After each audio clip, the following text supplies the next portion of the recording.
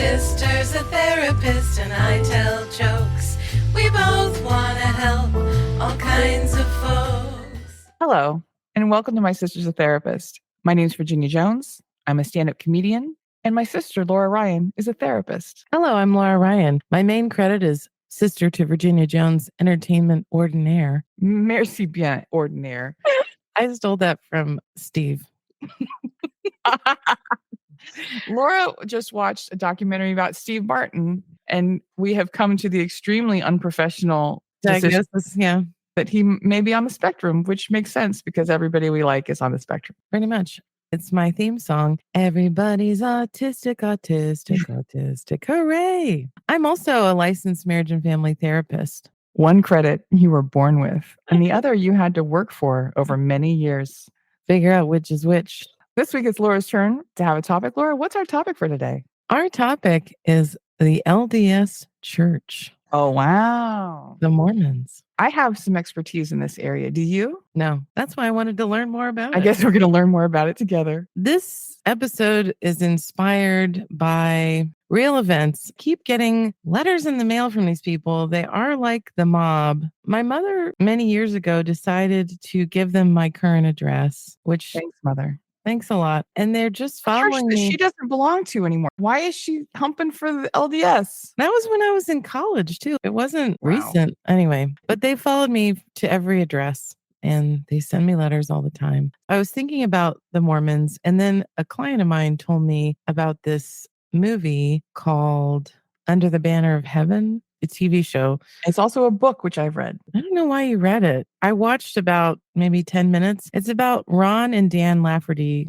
They murdered a bunch of people in 1984. They were a part of a Mormon sect called the School of Prophets. One thing that I was noticing when I was watching is they kept having revelations. Right. And I forgot that that's a thing. I read it because I grew up Mormon and it was a very popular book. And also because my friend Amy Miller wanted to have me on her podcast, How's Your God? And there's been a million offshoots of the Mormon Church, all living in Utah, many of them because they still want to have plural marriages, which is always a bad deal for women. Long story short, this guy felt like his brother's wife was not up to snuff, and he asked God, should I straight up murder her? And God said yes. And also her kid? And also her kid. And the main thrust of the book, as I understand it, is Mother remembers that case. I talked to her about it when I read the book. But she said, well, but that wasn't the main Mormon church. And that is what Mormons say to distance themselves from it. The fact that revelation and communication with God is a main tenet of the church means, one, the doctrine is always liquid. The church could decide tomorrow to accept gay people, and it just hasn't. The church could decide tomorrow to stop tithing 10%. But also it means the church has always murdered people. During the Western expansion, they were killing Native Americans. They were killing people in opposition of them and blaming it on Native Americans. So this is not new for Mormons. This is on par with Mormonism. I started out preparing for this episode by interviewing our mother. I asked her, growing up Mormon, a lot of these things seem to make sense to me, but I can't imagine being a grown adult person and going, hey, yeah, a guy put some rocks in a hat. And it enables him to read a book. He could read a book. She said, this is her story. She was at home studying for finals. She was a young woman. The missionaries knocked on the door and she was baptized 9 days later in New Orleans. I've often wondered about this because after we left the church, our father very casually told us that we were Episcopalian. And I was like, what kind of sense does that make? It's a very different thing to be a convert than to be born into it. Because we were brainwashed every day of our lives to believe the Native Americans and the magic rocks and your dad having a planet. How do you make the decision to believe these things? And that was sort of where I got to with Mom. Well, you understand why I can't be Christian now? Because she was like, well, remember all that stuff I told you before? That was all BS. That wasn't true, but this stuff, you set us up for failure, man. I have a joke about it that doesn't really work because no one really cares. I went straight from good little Mormon girl having the Book of Mormon with my name on it in gold leaf to being just a flat atheist at 13. It was a very drastic drop. If this isn't true, then none of it is true. You don't still have the Pearl of Great Price with your I name do on it? right over there. Same. I'm just saying I no longer believe in it. It has my little girl name on it, Ginny Ryan. Dad's ex-girlfriend, Cheryl, who later left my mom for and married, she joined the Mormon church when she was living in California and introduced our father to it, but she told him that she didn't really believe in it anymore. For some reason, it set a spark under our dad. Our mom met Dad the day after he was baptized at 21 years old, and she said that she pursued the church because she wanted to be surrounded by people who didn't drink, because her father was an intense alcoholic. I asked her about the seer stones in the hat. She said that the seer stones in the hat were not widely circulated stories. They would just say Urim and Thummim, and you're just supposed to know what that means, right? She said it seemed rational to her. Pre-existence, which is basically eternal life, made sense to her. And she said that Dad had been a member for 1 year and she had been a member for 2 years when they got married. And Dad realized in the temple that a lot of the things that he was seeing around him were stolen from the Masons. And he got really upset and had this kind of crisis moment before they got married. And somebody had to take him aside and talk him down. Because my father was very active in Demole in Texas, which was the junior Masons. Joseph Smith was a Mason. And one of the ironies of the church history is that the day he was killed, and if you say murdered in Sunday school, they will correct you and say martyred. I had that argument several times. When he was murdered in Palmyra, New York, it was by a group of people. A lot of them were Masons. And as he was shot and dying, he said something, "Will no one help a widow's son?" which is supposed to be emergency, like you have to help this person no matter what if you're a Mason. And a group of Masons pretended that he did not. Oh gosh, that's because they really did want to kill him. That's a terrible story. Dad had been a member for 1 year. Mom had been a member for 2 when they got married. And until 1981, they both were firm believers. But Mom started having doubts during that time. And Dad apparently also started having doubts and didn't attend church for a while when we weren't living with him. Apparently in 1985, so 4 years later, Mom finally approached him and said, "I'm having doubt." And he said, "I've been feeling that myself for quite some time." That's interesting. And the story I tell myself is that what brought Dad into the church, or what he had told me actually, was the idea of family. And everyone, you say brother and sister, he was super into that. His family was dysfunctional to the point of madness. And so I think he did find that very attractive. That's interesting that Mom initiated the conversation. When we did move in with him in Plano, not only was he not going to church, but he had been smoking cigarettes. Because he had smoked before he was a Mormon. Let's talk about Joseph Smith. Smith claimed in 1823 that he had been visited by a Christian angel named Moroni, who spoke to him of an ancient Hebrew text that had been lost for 1,500 years. The holy text related the story of the Israelite people who had lived in America in ancient times. Over the course of the next 6 years, Smith dictated an English translation of this text to his wife and other scribes, and in 1830, the Book of Mormon was published. In that same year, Smith founded the Church of Christ, later known as the Church of Jesus Christ of Latter-day Saints in Fayette. It's interesting to note, if the Mormon Church had been founded now, it never would have gotten off the ground, because he was saying this was a Hebrew text, but it was written in a very Egyptian-inspired hieroglyph, was how he described it. And there's no reason for that. But it was because he was a spiritualist. He used to divine for water. He had a dowsing rod. He was a Mason, and he was just putting these things together. Kind of a woo-woo magician type. Some would call it a grifter. This was at the turn of the 19th century. And people freaked out very much in the same way as they did in Y2K. And there were hundreds of millennium cults. And Mormonism was just one. There was a cult that worshipped a guy with a big beard. And many of the cults said the world was going to end in 1900. It's really interesting that people have always had this thing with numbers, and this number means something. Mormonism and the Seventh-day Adventists and Jehovah's Witnesses, I believe, were all millennium cults, and they're some of the few to survive. Yeah, they're still here kicking. The religion rapidly gained converts, and Smith set up the LDS communities in Ohio, Missouri, and Illinois. However, the Christian sect was also heavily criticized for its unorthodox practices, such as polygamy. And on June 27th, 1844, Smith and his brother were unalived in a jail cell by an anti-LDS mob in Carthage, Illinois. They were angry for a lot of reasons. If you're in the church, church, they'll tell you, well, it's religious persecution. Polygamy affects families in a very real way. Joseph Smith was just going town to town and marrying teenagers. Sometimes preteens. And sometimes preteens. Many people thought that was not okay. I don't understand. If the Mormons came to your town, they would try to take over the local government. They would buy up land. Everything had to go through them. So it wasn't just because they thought his ideas were kooky. The Mormons were making life hard for other settlers. They were destroying the local population. They were colonizers. The local newspaper, the Nauvoo Expositor, published a front page article criticizing the Mormon doctrine of polygamy, and Smith ordered its printing press smashed. In the ensuing uproar, he was convinced to turn himself in at the county seat in Carthage to face a hearing, and that is where he met his end. Here's some quotes that I love about the Mormons.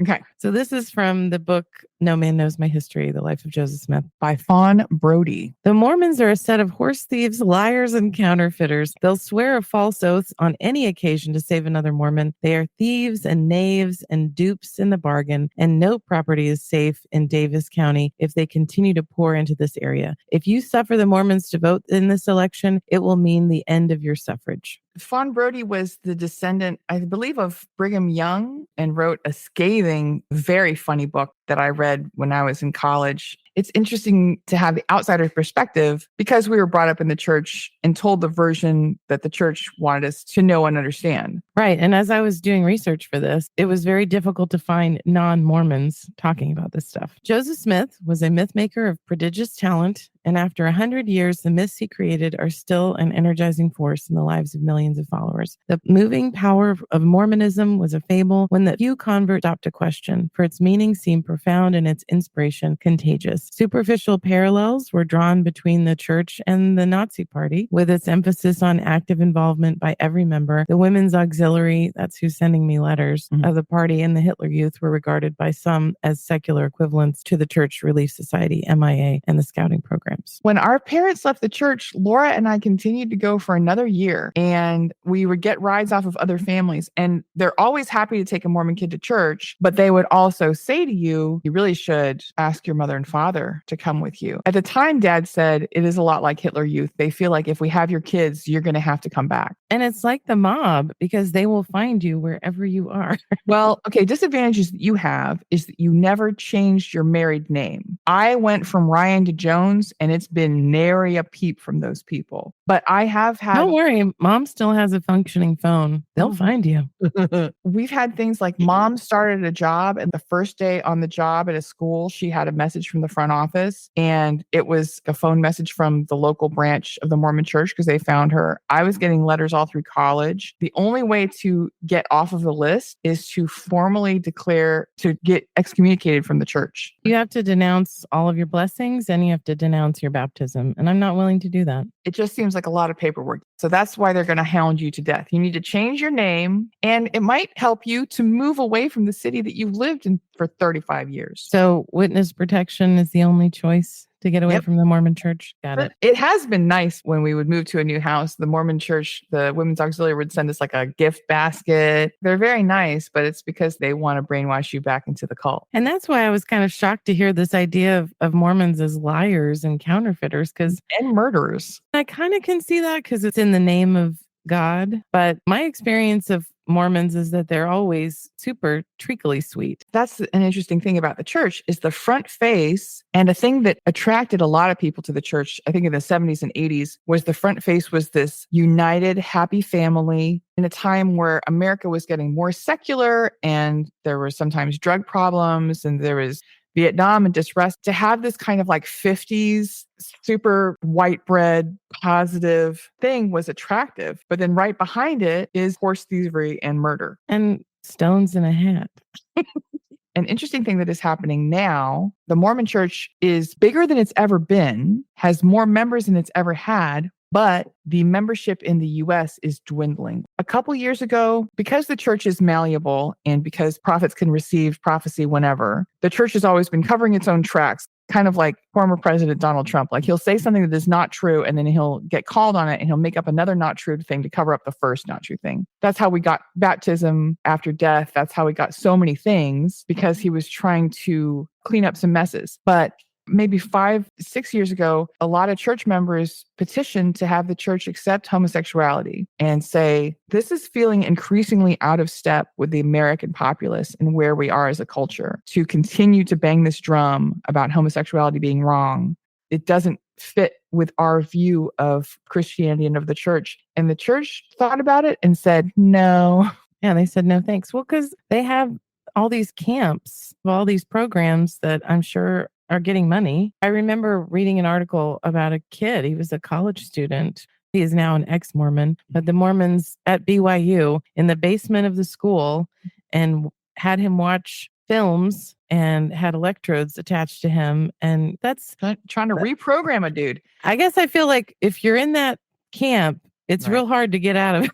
Well, and even if they didn't try to reprogram you and your sexuality, which PS doesn't work and is very cruel, even if they didn't do that, there were so many marriages in the church where it was the extremely effete theater major man marrying the woman who was on a softball team. You guys can be together. You can try to make a family. And that's just a way to make two adults miserable. And then any progeny they have miserable. It's a multi-generation misery. Well, we've been doing it for hundreds of years. Why stop now? Speaking of sus things that the Mormons are lying about, I read an article called Racism in the Book of Mormon. Nephi, which is where my brother got his middle name, Nephi taught that God, quote, did cause a skin of blackness to come upon the Lamanites to prevent intermarriage with the Nephites. Both Jacob and Alma connected the dark skin with the curse. I remember as a kid, we would listen to Mormon stories in the car. And I remember the story of these people finding God and the melanin healing off of their skin. Do you remember that? I don't remember de-blackening, but I do remember the story of the bad people were dark and the good people were light. Do you know when the Mormon church had to accept Black people into the missionary? And 1976, I believe that Utah was threatened with being taken out of the United States. And they said, you really can't keep Black people from holding position of power. It's nearly 1980. Come on, guys. But women still fine. I remember Mom, actually, when I was doing her interview process, she was talking to a woman at her school where she was teaching, a BIPOC lady. And she said, oh, you should come to my church because it's, you're always trying to bring new folks in. And she said, your people don't like me.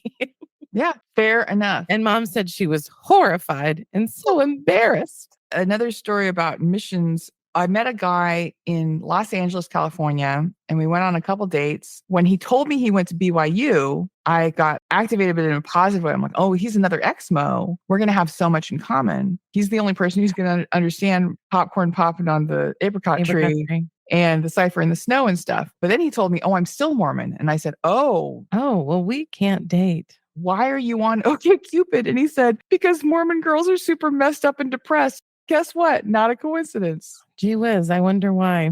I said, we can't date anymore.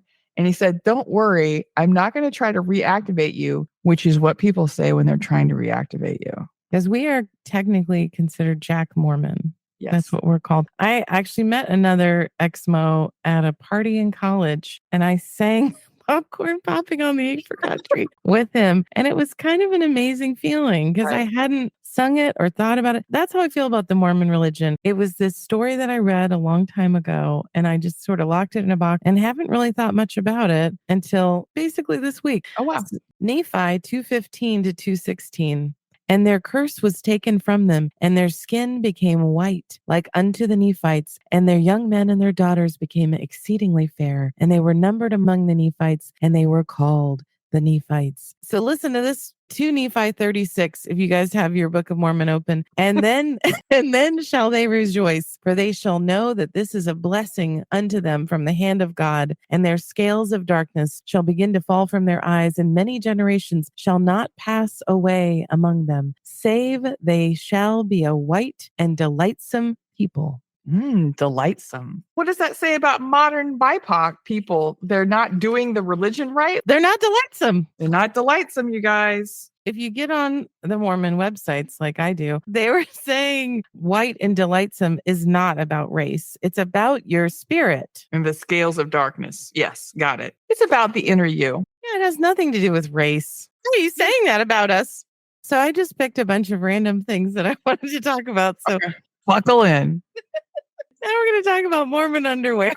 Oh, the garments. This is the number one thing that other kids ask you about. Well, in that's it. school. I basically collected the things that other people have asked me about Yeah. the Mormon church. The racism, 1, Sure. murder of Joseph Smith, 2, and the garments. The real story of Mormon underwear, the sacred temple garments worn day and night by members of the LDS Church by Kalina Fraga. Mormon underwear, officially called a temple garment or a garment of the holy priesthood, is worn by adult church members after their temple endowment, a ritual that usually coincides with the beginning of missionary service or marriage. After participating in this ceremony, adults are expected to wear the underwear at all times, with exceptions such as during sports. Generally made of white material, Mormon temple clothes look similar to a t-shirt and shorts, but they're adorned with sacred Mormon symbols. The garment worn day and night serves 3 purposes, explains the LDS Church: protective covering for the body, a symbol of modesty of dress and living that should characterize the lives of all humble followers of Christ. The color white, the church explains, is a symbol of purity, and the underwear itself is largely the same for everyone, men and women, rich and poor, offering commonality and equality among believers. People are scared to be brutally honest, to say, this isn't working for me. It isn't bringing me closer to Christ. It's giving me UTIs. This is what women in Mormon Facebook groups are saying. Oh my God. It's giving me UTI. The Mormon underwear is made out of, I think, a nylon tricot, and the nipples are embroidered on it with little crosses. But there's also Masonic stuff. I asked Mom, because I caught her once destroying her underwear. And I said to her recently, when I was asking her about the stuff, you cut up the whole thing? And she said, no. You just had to cut the places where the symbols were and Right, burn and those. them with a box of kitchen matches. To explain the modesty thing, they're short sleeved and then they come mid thigh. So you can't wear a super short skirt. You cannot wear something sleeveless. It promotes a modest dress. I remember reading when I was in the church that you take them off to make love, and then you're encouraged to put them right back on again. Oh, Mom said that you're supposed to keep them on all the time because there's just a giant slit in the front. I remember I read a lady saying, I like to put them right back on after we make love. It makes me feel so pure and clean. Basically, the Mormons think that outside people are so dirty, we need to wear a special protective layer to keep from being sullied. And I saw a YouTube video where this guy was talking about how he was in a boating accident and he felt that his underwear protected him because he thought he would be much worse hurt if he hadn't had them on.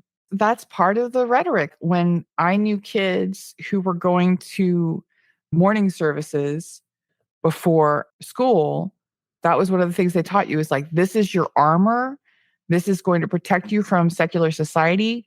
It's literally going to protect you from bad things happening to your body. It's a lot of responsibility for nylon tricot long underwear. Well, yeah, because apparently back in the day, it went to your ankles and your wrists. It was a full body thing when Joseph Smith created it. Did you know that Mark Twain met the Mormons? He wasn't that fond of them, was he? No. So here's some things that he said. What Mark Twain had to say about Utah and the Mormons when he visited Salt Lake City. By Lauren Fields. All men have heard of the Mormon Bible, but few except the elect have seen it or at least taken the trouble to read it. I brought away a copy from Salt Lake. The book is a curiosity to me. It is such a pretentious affair and yet so slow, so sleepy, such an insipid mess of inspiration. It's chloroform in print.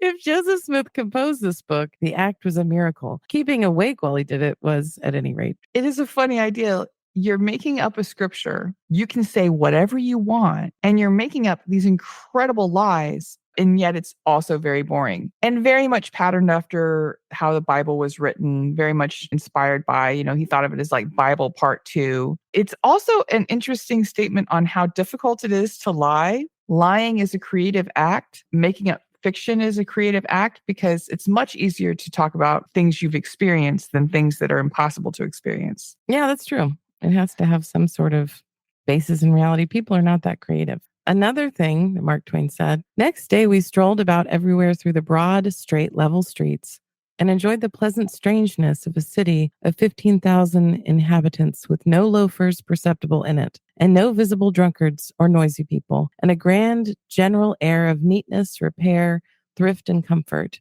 Around and about and over the whole. And everywhere there were workshops, factories, and all manner of industries, and intent faces and busy hands were to be seen wherever one looked. Mark Twain was experiencing the Mormon church as people have experienced it today, that it appears to be a nice group of people. I've brought down my copy of the Book of Mormon, but it's also the Doctrine and Covenants, which is we call the D&C, and the Pearl of Great Price. Pearl of Great Price is just wisdom that Joseph got from God and wanted to put in a book. Now, I wanted to look up a particular passage about Emma Smith, Joseph's wife. I looked it up online, but when I opened my Book of Mormon, Laura, to this page, I actually have it marked with a piece of paper. I have it marked in pen. This is a religious document. This passage happened because Emma Smith found out that Joseph Smith was married to a lot of people. He adored her. He worked so hard to get her to commit to him, but then he was out in the countryside marrying teenagers.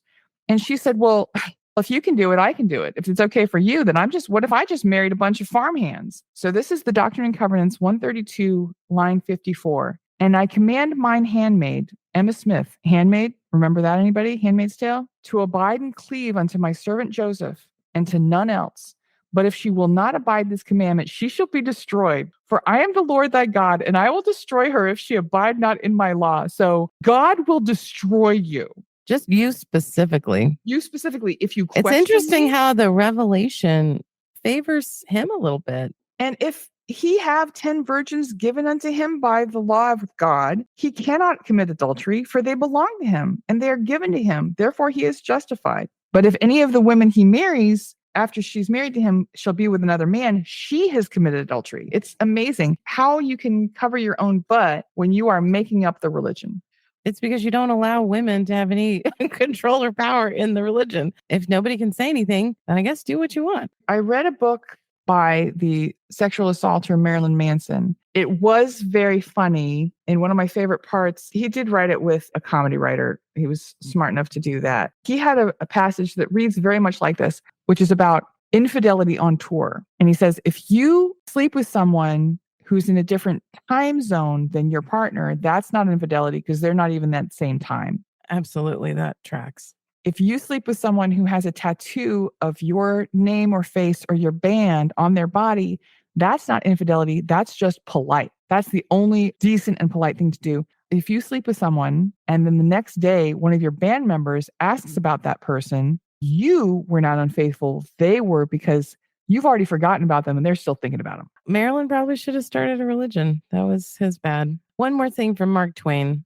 On meeting Brigham Young. So Brigham Young is who took over after Joseph Smith was murdered. Martyred. The second day, we put on white shirts and went and paid a visit to the king. He seemed a quiet, kindly, easy-mannered, dignified, self-possessed old gentleman of 55 or 60 and had a gentle craft in his eye that probably belonged there. It's very weird for me to think of Mark Twain and Brigham Young in the same spot. I don't know. Yeah. It just feels like two different timelines. Well, I enjoy his coverage of the Mormon church and of his experience there because he was a very canny person. He was very observant. He was very observant of human nature. It's interesting to have his take. Speaking of weird things about Mormons, we're going to talk about food storage. Oh, yeah. This is another thing that people ask members of the Mormon church. Do you really have 3 years of food in your garage? And the answer used to be yes, except half of it's full of weebles. Our family had grain, and we also had a grinder that you could make flour, but also it was full of weevils. And my mother would cut everything with dry milk. So I remember thinking as a child, I actually don't like milk, but it's Right. because she was putting dry milk in our milk to make it go farther because Right. she knew that we weren't going to use it up in time. So where does food storage come from? I actually didn't know the answer to this. So Haley Lundberg let me know. According to the Deseret News, Latter-day Saints leaders' emphasis on self-reliance dates back to the mid-1800s when food storage began as a practical way to ensure that church members trekking across the country would survive. Back then, preparation got as specific as church leaders giving members lists of what to bring and then stockpiling food at storehouses as towns in the West were settled. But by the mid-20th century, especially during the Cold War, church leaders worried about nuclear war and encouraged LDS members to have 2 years' worth of emergency supplies. Today, the church recommends a smaller, more practical amount of food storage and other important emergency preparedness tips beyond just stockpiling wheat and water. One thing that I heard when I was in the church was that it was part of the Great Plan. And I thought about this when the film Cormac McCarthy's The Road came out, because those people would have loved to have 2 to 3 years of dry goods. Full of weevils. Well, that weevil that you're being such a snob about, that's just extra protein. So That's please true. stop. It didn't cost me anything. But I thought about that because I was told as a kid that the wisdom of the dry goods was 2-part. 1, your family would be able to survive, but 2, in the event of a disaster, and the disaster that we're really preparing for is the end days, right? End of The end times, time. right. It's not really nuclear war or earthquake or whatever it is. But the idea was that non-Mormons would be forced to come to Mormon families and beg Oh, wow. So for it's like sustenance. it's like the ant and the grasshopper, where the grasshopper spends all summer frolicking, doing whatever they want. Mhm. And then the winter comes and it's bitter and cold. So he has to be nice to the ant. Yeah, the ant has been quietly working, putting stuff away. The grasshopper can play violin on his legs, so he's basically a party animal.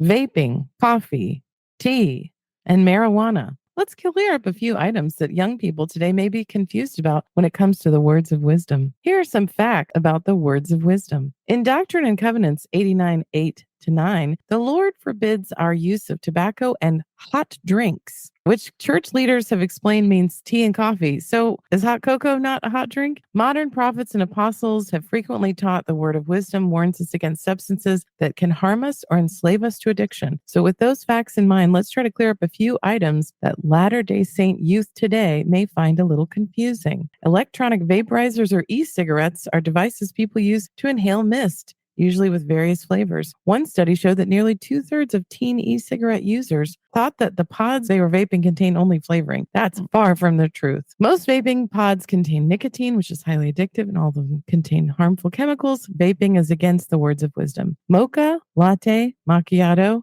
etc. The word coffee isn't always in the name of coffee drinks. So before you try what you think is just some new milkshake flavor, here's a couple rules of thumb. If you're in a coffee shop or any other shop well known for its coffee, the drink you're ordering probably has coffee in it. So either never buy drinks at a coffee shop or always ask if there's coffee in it. 2, drinks with names that include cafe, mocha, latte, espresso, or anything ending with chino are coffee and against the word of wisdom. As a hippie and longtime vegan, I have been impressed with the foresight of Joseph Smith's words of wisdom. Coffee and alcohol are not that good for you. Smoking tobacco is not that good for you. In the early days, the church did not promote a great deal of meat eating, which is something that has carried forth in Seventh-day Adventist church. That's kind of amazing for someone who was not a doctor. I also feel like it's a way to separate yourself from the general population. I think it's a way to make yourself part of a cult. Literally holier than thou. Correct. Green tea, iced tea. Let's just know those are not part of the words of wisdom. Marijuana and opioids. Marijuana may be legal for medicinal or even recreational use in a lot of places, but that doesn't mean that any use is not against the words of wisdom. A quote from Emma Smith, Jed Woodworth said Joseph's wife, Emma, told him that the environment was concerning to her because originally you could smoke and you could use tobacco. He and Emma lived in the Whitney store, and the task of scrubbing the spittle from the hardwood floor fell upon her. So apparently there's spitting everywhere, which is disgusting. For the spitting the tobacco. So she's like, I don't want to put up with this. Right. She may have complained of being asked to perform this thankless task, but there's also a more practical consideration. Quote, she could not make the floor look decent, end quote. Brigham Young recalled, the stains were impossible to get out. The whole situation seemed less than ideal for those who were called of God, as their elders were, especially when we remember that the rooms with the filthy floor was Joseph's translation room, the same place where he received revelations in the name of God. Joseph began inquiring of the Lord about what could be done. And on February 27th, scarcely a month after the school started, he received a revelation, later canonized as Doctrine and Covenants 89. The answer was unequivocal. Tobacco is not for a man, but is for bruises, and all sick cattle to be used with judgment and skill. Besides rejecting the use of tobacco, the word of wisdom also came down against alcoholic beverages. Inasmuch as any man drinketh wine or strong drink among you, behold, it is not good, neither meet in the sight of your Father. The temperance movements, when the word of wisdom was founded, were very popular in America. So I think he was, again, pulling from that. When we started going westward, observance of the words of wisdom became more lax. But when they settled, Brigham Young was like, you should follow these, but it wasn't obligatory. But when they settled in Utah and put down stakes, adhering scrupulously to the words of wisdom became a big part of Mormon identity. I just remember drinking caffeine-free drinks and liking to have a root beer and liking to have an orange soda. I have seen Mormon kids drinking Cokes, which is a loophole because the Mormon church has, I guess, a big investment in Coke. And it blew my tiny mind. Now they're like, well, they mean hot drinks. And so you will see kids drinking soda, which we never got. It was not done. It was not done. Well, I remember Mom had her Diet Cokes, but she would hide them when people came over. She would have Diet Cokes, but she also had the Diet Cokes that had no caffeine. And the can was not easy to find because it was just a can of chemicals. And it was a white can with silver and gold maybe on it. But she would try to squirrel those away when she could. A lot of the churches created to cover up other parts of the church because when Joseph Smith founded the church, he said, there's 3 heavens. To be in the really good heaven where Christ is, you have to be a Mormon. And he was called to task about it and said, well, almost everybody in the history of the world has not had the opportunity to be Mormon. You're saying like Socrates is going to hell? Absolutely. The idea of baptism of the dead came about because Joseph had to have a back door for people to maybe get into the good heaven. And that's where genealogy came from. Because if you could prove that you had some kind of a tie to a dead person, you could baptize them without legal repercussions. Yeah, I remember Mom saying that was part of her wedding. When you go to temple, you baptize all of your family members. I read that Joseph Smith, although he had made up this thing, he knows it's made up, but he did on some level believe his own BS because he sealed himself, which is what married people do. You get sealed in the temple, and then after you die, you can have sex. So please remember that the Mormon church is very concerned with having sex with dead people. He sealed himself to Lilly Gantry and famous actresses of the day who had never met him in life, with the idea that he would wake up after and they'd be like, who are you? And he's like, I'm your husband. So he was very, it was sus. Extremely sus. Sus AF. 100%. Speaking of sus AF behavior, there's a book by John Berger called Datanomics, and he has this big section about Mormonism and how Mormonism, specifically in Salt Lake City, it's very difficult for Mormon women to find Mormon men. In the book Datanomics, John Berger looks at this idea about numbers. If there are typically more women in a population, then men basically get to do what they want. And if there are more men in a population, women get to do what they want. In the Mormon church, specifically people who are living in Salt Lake City, there are many, many more women than men. So there's a 50% oversupply of women. This is what John Berger said. On a lark, I emailed my friend Cynthia Bowman, a devout Mormon who grew up in Salt Lake City and returns there often, and asked her whether Mormon sex ratios are as lopsided as the study that he'd read has claimed. Because according to the ERA study, there are 150 Mormon women for every 100 Mormon men in the state of Utah. Mormon men are taking full advantage. Quote, they wait for the next more perfect woman, grumbled Bowman, a veterinarian in San Diego. Premarital sex remains taboo for Mormons, but the shortage of Mormon men is pushing some women over the brink. Whoa. There might actually be a more promiscuous dating culture than there ever was before because of this gap. The lopsided numbers encourage Mormon men to hold out for a perfect wife. Quote, I call it a paradox of choice, end quote, she explained. For men, there are so many choices that choices are not made. The dream for the Mormon man is to get married and have 6 kids. As he ages, his dream never changes. But when you're a 37-year-old woman, you're already aged out of that dream. That's the one thing that always came up when I discussed theories on declining marriage rates and the rise of hookup culture with friends and family. Could it just be that times have changed, people would ask? Times have changed, and that's a good thing, especially the fading away of cruel taboos that once stigmatized women. This is outrageous to me. I did not know that Mormons were having premarital sex because there were too many women. Well, they're not having P in the V, but they are doing other stuff.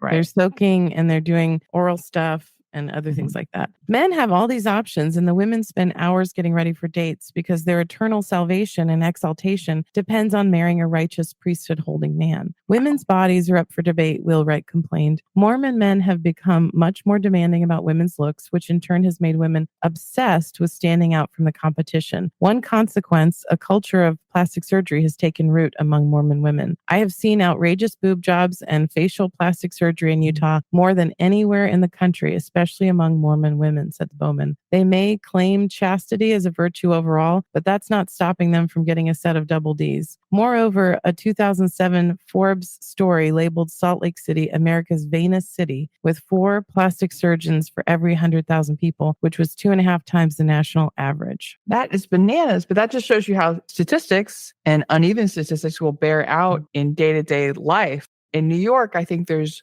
1 college-educated man for every 1.5 college-educated women. And even that makes dating almost impossible and keeps men in a perpetual Peter Pan time. You have no option not to get married. You have no option not to bring kids in the world because your worth as a Mormon woman is being able to pull kids out of the well of souls and get them ready for the final reckoning. It's just interesting to me because this whole thing is that these Mormon men are more godly. And it turns out they're not at all.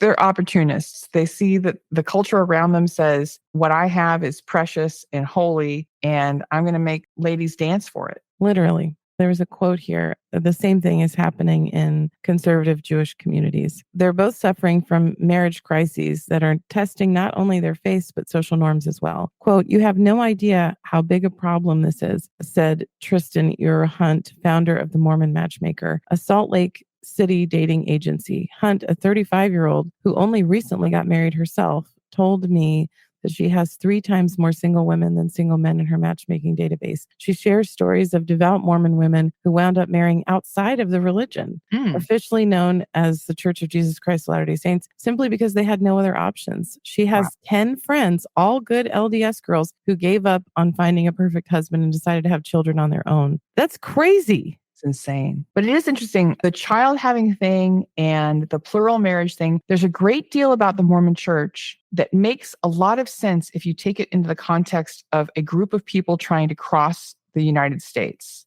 In the 1800s. And try to express manifest destiny. It makes sense to take a ton of food with you. It makes sense to maybe be married to a couple women because women need a man to protect them. Man is going to kill snakes, whatever, and he can protect a large number of women. It makes sense to have a lot of kids because not all those kids are going to make it. Well, and also we need somebody to go out there and plow the fields for us because we're basically like cockroaches coming in and destroying communities and building our own stuff. It's strange that a religion that was kind of built for movement has retained most of those tenets once it has established itself in a place. So, Virginia, in closing, what are your final thoughts? Someone once told me, another Exmo, and I met a ton of them when I moved out to Portland in California. Like there are a ton more out here. I think maybe because there's seekers. But someone once told me, everything you ever do in your life from here on out is either going to be because of the Mormon Church or in spite of the Mormon Church. That's fun. And that really aggravated me, but it kind of has borne out. It's very strange. You know, childhood is very powerful. And it's very strange that a religion my parents were in for their own reasons, all told, they were probably in it for 12 years. But it has changed the shape of my life extraordinarily. Dramatically. I say thumbs down. It stinks. We're weighing in on whether Mormonism is good. Yep. I say no. Got it. It's a no for me, dog. I really do miss family home evening. I think that was a really good thing. And I feel like when I look at our dad and his emotional and mental health issues, I feel like he needed it to make him a decent person. And I almost wish that we had continued to be Mormon just so that he could have been a good person because he needed rules to follow. And they are very, very clear in the Mormon Church about what you're supposed to be doing. That's true. When I left the church and left all churches, a question that Christians have asked me is, how are you going to be good now? You can just be a sinner. I'm like, I know not to murder people. That's inherent. I know not to lie. I do it all the time, but I know I'm not supposed to. I don't need a God telling me what to do. If we'd stayed Mormon longer, I don't think I would still be Mormon now, but it definitely would have shaped us in a different way. Well, I think we would have had a much more wholesome upbringing. And of course, it would have been based on a pack of lies. And when I went to college, I probably would have abandoned it. But in many ways, it kind of forced our parents to behave in a certain way that it almost made them into normal appearing people. Well, I don't know if normal is the word I would use, but I would say it forced them to prioritize their children's needs. That's interesting. In a way that our father didn't do. The second after he left the church, that moment was over. The thing I miss about the church, just for a moment of embarrassing sincerity, is I miss the surety of faith. I miss knowing that something is true. I wouldn't have chosen to leave. Actually, what made me leave ultimately was I found out that the church had excommunicated women for supporting the Equal Rights Amendment. Oh, gosh. And I said, oh, wow, that doesn't align with my thoughts about my 13-year-old thoughts about feminism. It's a much simpler life. Everything is sort of spelled out. As long as you don't drink coffee or smoke cigarettes and you or can get drink married alcohol, with your kids. Right. As long as you can just follow the format, you're good to go. Yeah. What are your final thoughts? It's interesting to think about it from that lens of this was a religion that was created for a certain people and at a certain time. And it's interesting that we're still doing it. I truly think that the legend of Joseph Smith that he built during his lifetime and his charm and the fact that you can have sex with dead people is what has carried Mormonism into today. Well, and I think also his martyrdom, I feel like that goes a long way. I mean, Jesus did it. Well, he's been doing it for 1,000 years. Yeah. Virginia, if somebody wanted to look up your comedy and find out more about your career, how would they do so? Thanks so much for asking. You can find me on Instagram at badinia.com, Badinia. You can find me at my website, badinia.com. You can find me on TikTok at Bodinia. There's a theme running through here. Can you figure out what it is? No, help me to understand. Laura, where can people find you on the internet? They can find me at lauraryan.org. They can also find me on TikTok. I am Laura Ryan. Or they can go to our shared Instagram page, My Sister's a Therapist, or they can even go to our website, mysistersatherapist.com. In fact, if you want to email us, you can at hello@mysistersatherapist.com. Or if you want to throw some money our way, you can go to hire us at mysistersatherapist.com and we will perform for you like a pair of monkeys. Invest money in the happiness of your organization or group. Exactly. But not LDS. No, we will not perform for Mormons, and you wouldn't want us anyway. Laura, this is the time in the podcast where sometimes you will read a review or a comment from a listener. Do you have one to share this week? I certainly do. It's from Piper. It's a 5-star review, and it says, "My sister's a therapist is excellent. Laura and Virginia are very insightful, and they share their own personal experiences on the topic and utilize facts and statistics to back up their points. Virginia is so funny, and Laura has an incredible knowledge base. Thank you." Well, Thanks, Piper. We look forward to your podcast. My aunt is a therapist. Now we would like to remind you, as we do every week, of the immortal words of Billy Ray Valentine, Capricorn. Laura, would you like to share them with us? We can make it, baby. Me and you. Bye-bye. Bye-bye.